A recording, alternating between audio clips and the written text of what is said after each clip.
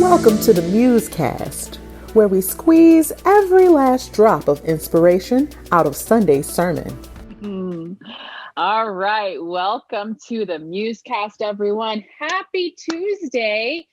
And if it's not Tuesday when you're watching, happy whatever day it is. I'm Shawna Boren. That's Dan Kent. And we are so thankful that you guys are here and tuning in. And this is fun, isn't it, Dan? We enjoy just getting together and chewing the fat about the Sunday sermons and responding to some stuff that comes in from the viewing audience. And so thank you all for making this part of what we do for work so enjoyable. We started a new series, which is a part of an ongoing series this weekend at Woodland. So we've been on Sermon on the Mount, and that is not a quick little 6-week sermon series. So hopefully everyone realizes that by now. It's going to take time, and that's okay. We will take certain breaks here and there for some other little things, like we just did with the partnership with Jesus Collective. But now we're back to Sermon on the Mount. And within Sermon on the Mount, we do these little mini series to break it up for folks. And so this current collection of scripture passages that we're looking at fall under the umbrella of Against All Reason. And Greg kicked us off this last weekend by looking at those awesome passages in Matthew 5 about how we respond in moments of injustice. And he talked about a third way. And so I'm excited, Dan Kent, to hear your summary for this sermon. So take it away. Yeah. First of all, in terms of like what we do on the MuseCast, it's really encouraging that I get so many people who will comment about how helpful the MuseCast has been for them. And which to me is just like, how can it be helpful? It's so much fun. Like normally when things are helpful, it's not fun at all. Like shoveling someone's sidewalk is very helpful, but boy, that's not very fun. But how cool is it that we get to do something that's so fun and is also helpful? Very grateful. Very grateful. I'm so glad you said that, Dan. I too am so grateful. This was something that came out of the pandemic, and we just wanted to find other ways to connect with folks. And so we didn't know that we would enjoy it this much, and we do. We didn't know it would be this much fun, and it is. But the icing on the cake is that it is helpful. And yes, I get those comments as well. It's just people really do enjoy just, two simple folks or one simple guy and a highly intelligent guy.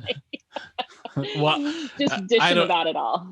Yeah, I don't know about that distinction. You are extremely intelligent. And I think that like what we're doing with the Jesus Collective is just so great that people, like, everybody gets to plug in and connect.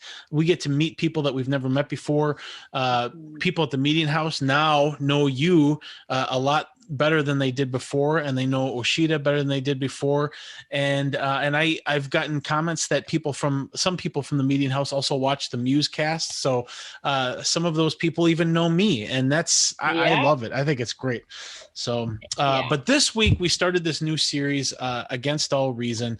And I think the idea of the title is that Jesus says some things here that kind of go against our common sense and kind of go against, what seems like, is that really what Jesus is saying? And Greg really kind of goes at it. And so here's the passage that he goes after today, or he did on Sunday. It's Matthew 5 verses 38 to 42. And it says, "You have heard that it was said, an eye for an eye, a tooth for a tooth. But I tell you, do not resist an evil person. If anyone slaps you on the right cheek, turn to them the other cheek as well. And if anyone wants to sue you and take your shirt, hand over your coat as well. If anyone forces you to go 1 mile with them, go 2 miles. Give to the one who asks, and do not turn away from the one who wants to borrow from you." And so that's sort of what he goes after. And what was really fascinating about this, and it makes the message complex, and it makes my job harder to do the summary, but I'll forgive Greg. I'll forgive Greg because it was a very good sermon.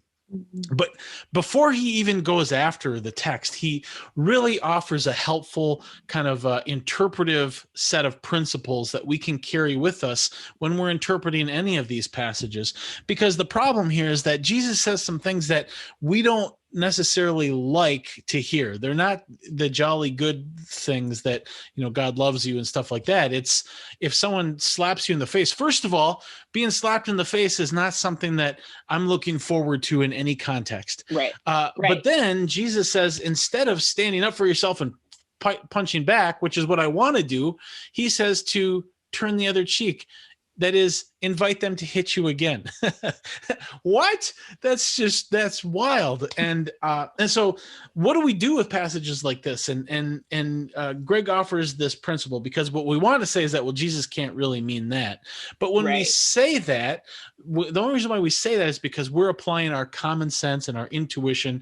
But what we know is that common sense and our intuition is based on growing up in a very broken, fallen world. And so if we're just assuming that our common sense is right and that our gut intuition is right, well, then we'll never grow and change, because that stuff has been tainted and it needs to be challenged. And so how do you let the text challenge you while also at the same time allowing the text to be interpreted based on the historical context and so forth? What you don't want to have happen is you don't want to say, okay, well, this text means exactly what it seems to mean, but that one we have to find a different meaning for. Because then what we're doing is we're just reinforcing our own assumptions again. And so what Greg offers on the front hand is to say, here's how you handle this in a way that's responsible. That's not just reading into the text what you want it to say. And what he says is that there should be two things going on here. You should always interpret a passage so that it's consistent with what we know about God as is revealed in Jesus dying on the cross. And so that should be the lens, the Cracker Jacks interpretive lens that you get, that you can interpret from. Well, that still runs into some problems, because sometimes, like in the Old Testament, when the Israelites said, slaughter them, God wants us to go and defeat the Canaanites and to slaughter them all. Well, did God really say that? Let's look at what we know about God as revealed in Jesus dying on the cross. Oh, Jesus dies for his enemies. He doesn't kill his enemies. And so that must be God accommodating the Israelites where they're at right now. And so that is just a sinful understanding of who God is, and because we know what God is really like based on what we see on the cross. And so that's one way of interpreting a troublesome passage, is to say God is letting sinful humanity have this interpretation of God. Now, when you look at Jesus's teaching here in the Sermon on the Mount, well, we know that Jesus isn't sinning, and we know that Jesus speaks truth. So God can't be accommodating here. It's not like God is accommodating sinful humanity in this. No, Jesus is not sinful. We have to take this more seriously. So how do we now, given that, make the best sense of this? Well, Greg says the second alternative is to now look at the historical context for clues to how to understand this in a way that makes sense of what we know about God. And that's where he just goes into these different things and offers some quick things. First of all, he gives this historical context that Jesus is speaking to these people who are being oppressed by both the Romans and also being oppressed by the wealthy Jews. The Jews are oppressing themselves here. It's not like there's the good Romans and or the bad Romans and the good Jews. No, there's bad all over the place. And Jesus is speaking to the victims of that badness. And so, but what he says is that when people are aggressive towards you, don't respond in kind. If they slap you on the cheek, don't slap back is basically the teaching that he's saying. But he doesn't say don't do nothing, because that's passivity. And that suggests that you're not worthy of defense. And so what Jesus does is he offers this third way response, and that is to turn the other cheek. And there's all sorts of specifics, and this isn't a summary if I go into all the specifics. And so what I will say is that what how Greg interprets this is that by turning the other cheek, you are doing an act in this context. You are doing an act of establishing that you are an equal to the person that is slapping you. You are turning the other cheek. You're saying, if you're going to hit me, you're going to have to hit me like an equal. And it's a way of kind of establishing that equality. And that's kind of how, and I'm not going to go into all the specifics that Greg kind of goes into, but that's how he interprets the other two parts. How do you make sense of, if someone asks for your coat, give them your cloak as well. That is, if someone asks for your external wear, give them your underwear as well. Now, this is in the context of the court of law. And so what Greg is saying here is that what Jesus is teaching is that this is an unjust system, and they take from the poor and they oppress the poor. And as a way of showing them the injustice that they're doing, give them everything and show them your shameful body because the shame is on them, not on you. And it's a way of waking them up to how preposterously unjust this system is. And then the third one is when someone forces you to go 1 mile, and in the first century here, the Romans could force people to carry their stuff, and you had to do it because you're subservient to them. But when you choose to go a 2nd mile, now you're in control because now you are deciding to do that. And it's another way of kind of securing your equality with the Romans. And so that's roughly how it is. And so like 3 principles that I pulled from this as a summary is that the first thing that all of these commands that Jesus gives, they're all ways of defending our equality with the person who is attacking us, because that's what comes into question is that when people are oppressed, the hardest part of being oppressed is this feeling like I don't matter, like I'm not as good as my oppressors. And Jesus goes after that right away. No, you have to fight against that. You are an equal to them. You are brothers and sisters. And so you need to defend that reality. But if you attack back, it's only then that you are lowering yourself. And then the second thing is in all of these things, expose the injustice that is being done.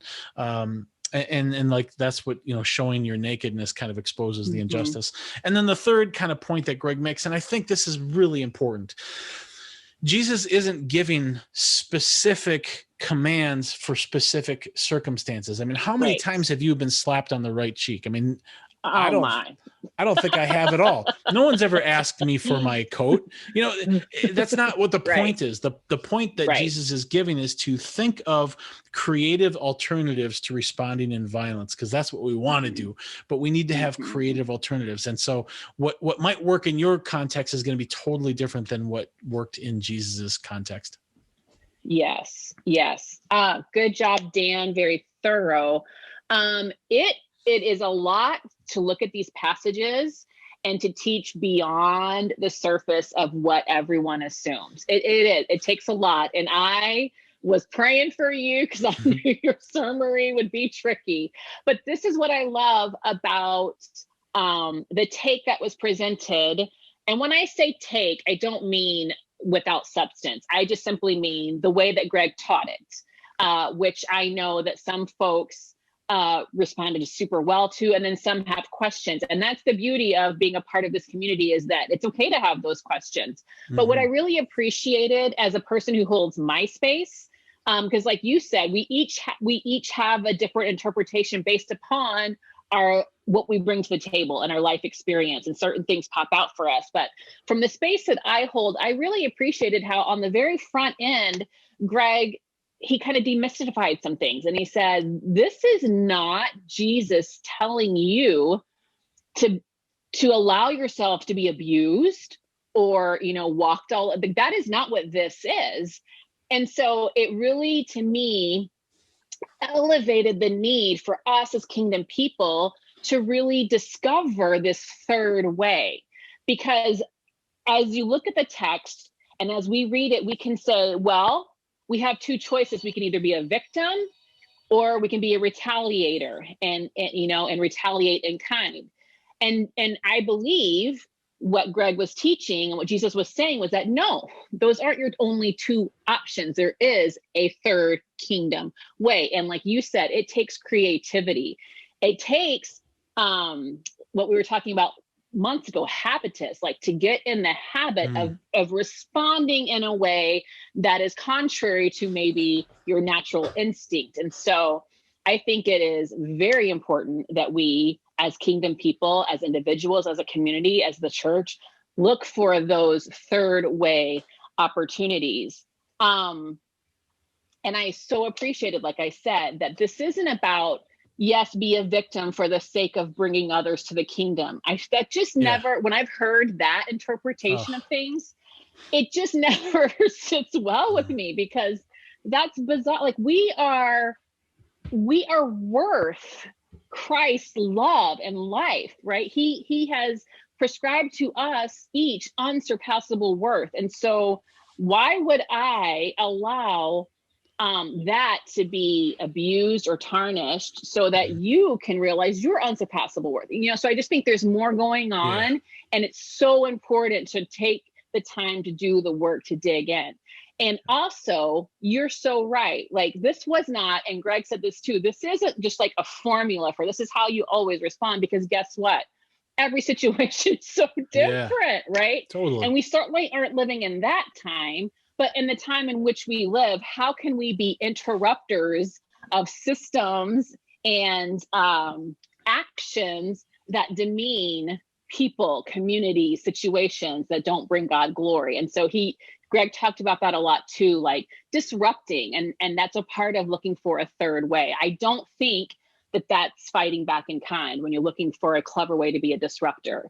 And we have history of folks, and various movements that did that beautifully. We also have history of folks who didn't do it beautifully. But I think that's the key.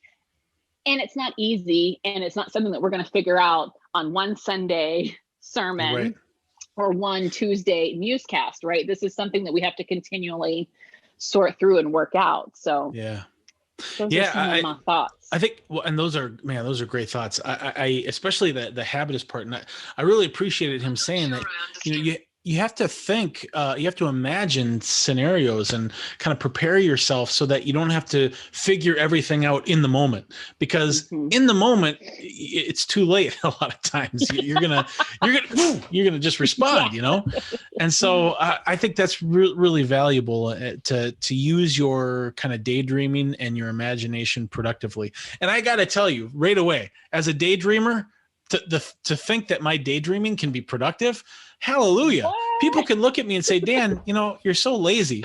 No. I'm doing some very productive daydreaming right now. That's right. So, that's right.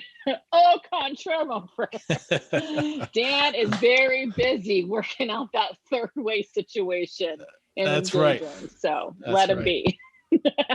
Well, Dan, we did get, and I do just adore the MuseCast community, folks that tune in. And I love when we get questions that are like, okay, but what about this? Because it shows me that people are thinking and they're not afraid to say, okay, but I don't know if I quite jive with that. So I'm going to read to you a portion of this question that we got in, and we're going to put you on the hot seat, and let's see how you respond. Are you ready? I'm ready. Okay. I'm ready. Okay. So this person says, when I see these verses, I can't help but see Jesus going through the trial and on the cross. Everything done to him was to personally deflate him, shame him, and oppress him, to tear him and his personhood down. But I see Jesus' response as a full sacrifice of earthly, carnal ego and an all-out loving response to the oppressors for the oppressor's benefit. And he was just saying, he felt like what was being said in Greg's message was that this wasn't the actions of being radically kingdom. Like when we're looking for this third way, he said that not as much as Jesus and the cross or the concept of power under as it seemed like this was a calculated response to take power away from the oppressor. And it seemed more like a sly, coercive, unassuming power over response, a way to retain ego, even in an oppressive situation. And so what would you say to that, Dan? For someone who says, sounds like some of this creativity that Greg brought out was really a way of being slick and and bringing humility, like elevating yourself over that person who was trying to oppress you. And it didn't look to this person like Jesus on the cross who just gave all. Okay, I think I've set it all up for you. So yeah. Well, I think I'd say first of all, it's a very astute question. I mean, that is like this person is paying attention, and I love that. That's great. I think how I would defend what Greg is saying is what I'd say is that there is definitely a sense in which what Jesus is teaching is an elevation of self, but it's not an elevation over. It's an elevation from the paucity or the dignity that is being robbed of the person in an oppressed situation. When someone slaps you on the cheek to lower you down below them, Jesus is saying that is not right. You are all brothers and sisters, he teaches in Matthew 23 and elsewhere. And that profound equality between his people and the fact that he loves us each with an unsurpassable love means that we are unsurpassably equal. To then try to take someone's dignity away is to go against that reality that we are all unsurpassably equal. And so when Jesus is elevating a person, it's elevating them back to that unsurpassable equality. And so there is a lifting up that's being done there, but it is not to lift a person over. Yeah, that's right. And so that's how I would defend that. Is there's two possible ways we can go with the ego that are ungodly. The first way, and I wrote a book on this, by the way. What? You did? I did. Did you know that? I have a book. Did you know that? Dan, what is the name of your book? Yeah. I'm not going to do a book plug, I promise. But I will say this. Confident Humility. Confident Humility is the name of the book. Well, there's two kind of destructive ways that we can go with our ego. The first way is to work to get ourselves smaller and smaller and smaller in our own eyes. And that is ungodly. And because we are all brothers and sisters, we are equal. We are not below others. We are to serve others, but that doesn't mean that we're below them. In fact, the fact that Jesus washes his disciples' feet should be a loud bullhorn that says servanthood does not mean that we are less than the people that we serve. And so that's the first area. The other direction that we can go is to think that we are better than others, and the world really pushes us to work toward that. You know, a lot of times religious people have us work towards smallness of self, and the world works towards bigness of self. And a lot of times you see the destruction that can be caused when people pursue self-esteem and positive thinking, and so people want to go the other way because they see that that's problematic, because that leads to arrogance, and that leads to thinking I'm better than others. What Jesus says is, no, you are all brothers and sisters, which means that if you feel like you are less than others, you need to be lifted up. And you see Jesus doing that. You see Jesus lifting people up who don't feel like they are good enough, that they're not equal. And you also see Jesus tearing people down, especially the Pharisees, tearing people down who think that they're better than others. And so, Greg's shirt, it's funny. He wore this shirt this weekend that says that, your ego is not your amigo. And that's true. It's not like your friend, like you need to build your ego up, but it's also not your enemy. It really, the ego is there to tell you if you are feeling less than or if you're feeling more than, because the reality is you are equal and you are unsurpassably loved like everybody else. And so that's my defense. But man, that's a great question. Such a great question. And I feel like I want to add to your great, brilliant answer. I feel like so many times we just feel like it's this or this. It's either or. It's good, it's bad. It's, and so this whole thing is really talking about, no, it's that those aren't our only options. There is this other way. And like we've said, it takes creativity, it takes the Holy Spirit, it takes intentionality to try to discover it. What I would add is that, Jesus emptied himself. Yes, he was humiliated. Yes, he was disgraced, but that is the path that he chose. That's right. Knowing full well what would happen to him. And so he chose to put himself in that place. It even talks about in Luke, like, right, where he was like, he set his eyes to what he knew was going to happen to him. And the way I received what was taught this weekend was, if you are in a place, in a position where you are being seen as less than, let's, first of all, like you've said, recognize your God-given kingdom worth, and let's make the playing field equal. And then the way that you actually choose to allow someone to, turn, hit you on the other side of the cheek or whatever that looks like, that is you making the choice to allow someone to do something to you. Does that make sense? Yeah, like, absolutely. I'm not saying we are Jesus, but I'm just saying that's when we start from, first of all, we got to get ourselves to where we're like, hey, no, we're equal in the kingdom. There's no hierarchy. And so as an equal sister of yours, I am choosing this path so that hopefully you may see the error in this system or this behavior or whatever. So that's right. kind of how I take it. Because you do have alternatives to that choice. I mean, even if you are weaker than the other person physically and you don't have the political power or whatever, you have the alternative is to be violent. And but the problem is that violence doesn't teach a violent person anything new. Violence doesn't give a person an alternative. And so by choosing a loving response or some third way, you're giving them a response. But I agree. What's unique about Jesus is that it was his choice to do that. And you're so right. That's such a good point about how turning the other cheek is a proactive kind of conscientious choice. And it's, so I think that's exactly, and the ability to choose kind of is empowering. It's like, this isn't a passive, I'm just going to let you do whatever you want to me. No, this is how I'm going to deal with this situation on my terms. And it may lead to me being killed, it may lead to me being beat up, it may lead to all sorts of things that I don't like, but I'm going to do it on my terms, and my terms are this nonviolent, loving way. That's the ideal. So I think that's exactly right. Very, like, if we want to bring it to like the here and now, like you said, when have you been, slapped or asked to walk an extra mile?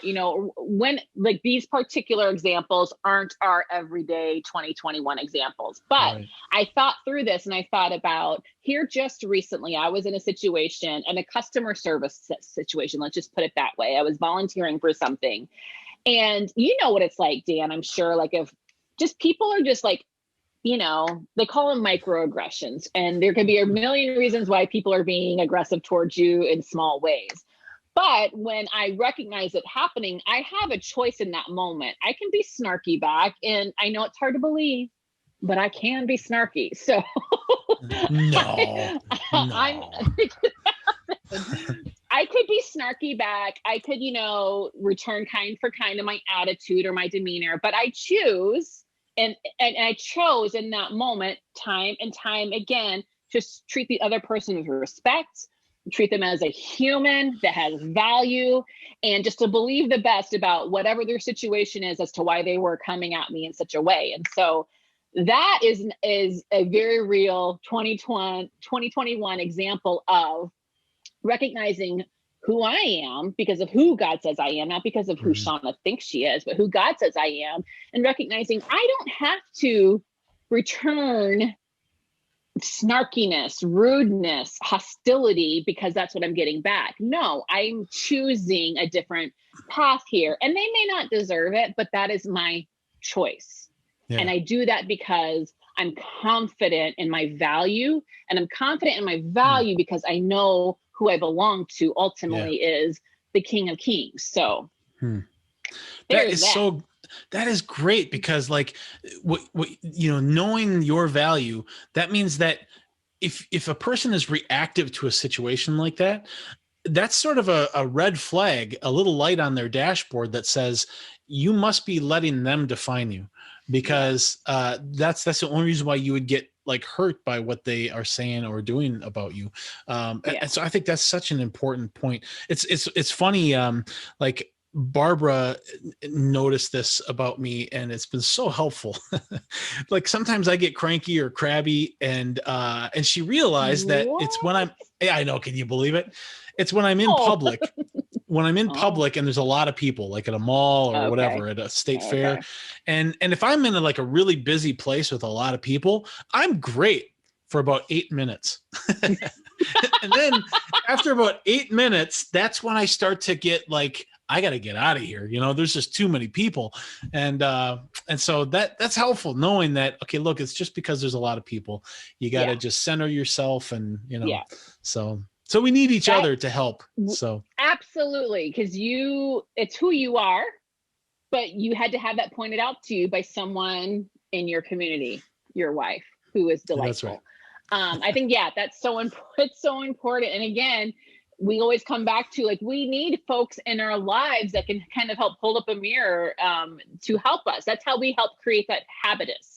If we don't realize we normally react in a certain way, we need someone to help point that out, and then we can begin to work on that. Yep. So Dan, one of the things, two things, Greg talked about accommodation briefly, but said these portions of scriptures, you have to kind of, you recognize this is an accommodation. Mm-hmm. So what else is going on here? And so you got to kind of dig in, culture, time, blah, blah, blah.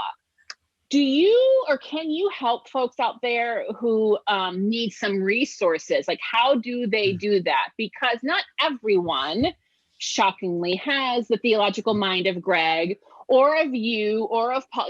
Not everyone just has that information in their head. Not everyone even knows what resources to go to. So could you? And I didn't prepare you for this at all. So, but I believe in you, Dan. You can do it. Absolutely. Well, first of all, I was comforted to know, because the best teacher I've ever had is Paul Eddy. I mean, he teaches. I mean, that guy can teach. I'll listen to anything he teaches about because he's just such a good teacher, and he has such a grasp of the content. And I'll just when I took his class, after the first class, I'm like, I got to start sitting in the front because this is just too good. So I sat in the front, and just how thorough and competent he was. And I remember after a couple months of being his student, and I had asked if I could be his teaching assistant, and I was his first teaching assistant. And I remember now that I was his teaching assistant, kind of seeing how he prepares. Well, this guy prepared for 2 hours before his class. And it's wait a minute. I thought you just pulled all of this from your head, Right. I thought you just knew all of this. And so disillusionment was just really, intense at that moment. But what? He had to learn stuff in order to teach it? And he had to refresh his memory on all this stuff. Yeah. And so, but so there's that. So I guess my point is that when you hear people like Greg and Paul just spouting off all this stuff, and you just think that they are on a whole nother level, and they are, only because they've spent a lot of time thinking about this stuff. But there's nothing really special about those guys other than, they're uniquely made in the image of God and all that kind of stuff. But the intellect stuff, a lot of that is just because they prepare and they work, and they have a system for storing ideas. And so with that being said, as you're growing in your faith, and as you're pursuing Christ-likeness, and as you're seeking God, just store these things and to keep a journal and things like that. Some actual resources I would recommend is I would recommend, if you want to do a Bible study, I would recommend going to a university library, or especially a Christian university library, and checking out a Bible commentary for whatever text you're looking at. And what you find is the commentary itself is really helpful, but there's also resources that they list for that particular section, because you might take a verse like Matthew 5:38, and there might be 10 or 15 journal articles just written on that verse. And so you can learn a lot of really helpful stuff that way. The other thing is that you'll get these dictionaries of Christian thought, and they'll get these topics. And so you might have turn the other cheek, or pacifism might be a topic, or an eye for an eye, that might be in there as a topic, and they will have lists of resources as well there. And then also another really helpful way of just like, I do this, even though I've studied so much stuff, but still really, really helpful. Like if I'm reading a verse in the book of Amos, let's say, I'm going to go to YouTube and I'm going to find the Bible Project and I'm going to watch their video on the book of Amos. And because that will just refresh my memory and give me a good context. Now I understand how this verse fits in with the overall text. And so those are some just basic ideas for kind of pursuing this. Awesome. Thank you, Dan. That's so helpful. I know that people want to learn, and this is what you gave them, or just some tools that they could use to help themselves go a little deeper. So yes, thank you for that. Thank you guys for tuning in. Thank you for the questions. Thank you for, being on this journey with us, the process of learning and questioning and digging deeper and growing. Hopefully we are all learning to grow and learning to love better together. So we encourage you, keep tuning in. Against All Reason just got started. And so there's some good sermons coming up, right, Dan? Like in this little mini series. So keep tuning in and keep coming back on Tuesdays as we continue the conversation. We appreciate you guys so much. Have a great rest of your week.